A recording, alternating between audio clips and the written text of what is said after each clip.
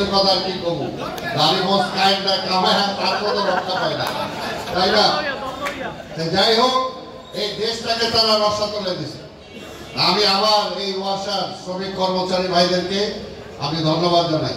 যখন রাজপথে মিছিল করেছি আপনারা আমাদের সেই মিছিলে ছিলেন ইনশাআল্লাহ ভবিষ্যতে আপনাদের আন্দোলন সংগ্রামে ভাই আমার এই দেশের জন্য যুদ্ধ করতে বিশ্বাস করেন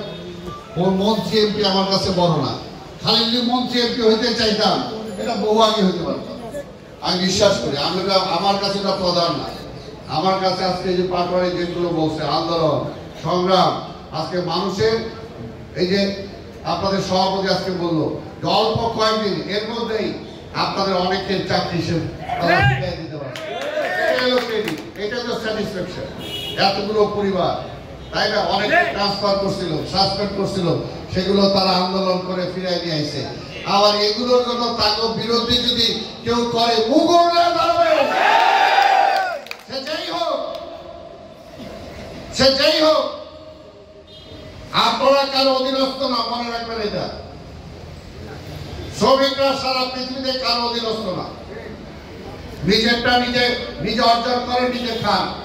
কেউ আপনার খাওয়ায় না দয়া করে কেউ খাওয়ায় না কাজে আপনাদের সেই টেস্টটা রাখতে হবে ভবিষ্যতে আবার যে অন্যায় করবে তার বিরুদ্ধে আপনাদের স্লোগান দিতে হবে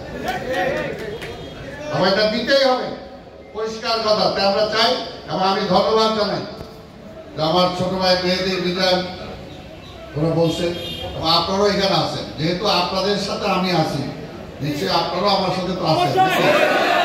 ইনশাআল্লাহ 18 সালে নির্বাচন করছিলাম এত কিছু নির্বাচন করতে দেয় নাই তারপরও মাঠে ছিলাম আমি তারপরও ভোট হয়েছে মেশিনে সেই মেশিনের ভোট লোকজন ভোট সেন্টারে যাইতে দেয় নাই আমি তো সারাদিন ঘুরছি ভোট সেন্টারে যাইতে দেয় নাই বন্ধ করে দিছে সেই মাসে এত কিছু করার পরও দেখে যে আমি জিতে গেছি এই জন্য যে ভোটের রেজাল্ট সন্ধ্যা 7টা 8টা 9টার মধ্যে দিতে পারে সেই রেজাল্ট পাতে রাত্র 1টার সময় ডিক্লেয়ার করছে এই মোহাম্মদ এই জন্য আগামী নির্বাচনকার এরকম হবে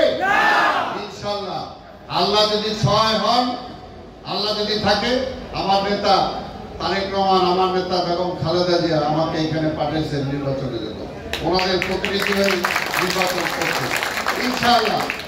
আপনারা আমার সাথে থাকবেন ইনশাআল্লাহ যাতে আমরা এটা তো আমার বিজয় না এটা খালেদা জিয়া তারেক রহমানের বিজয় এটা বাংলাদেশের বিজয় বাংলাদেশকে যদি সামনের দিকে এগিয়ে নিয়ে যেতে হয় তাহলে অবশ্যই আগামীতে ধানের শীষকে বিজয় করতে হবে বিকল্প নাই তাই ভাইরা আমার আপনারা যারা আছেন ইনশাআল্লাহ এখনো আন্দোলন শেষ হয়নি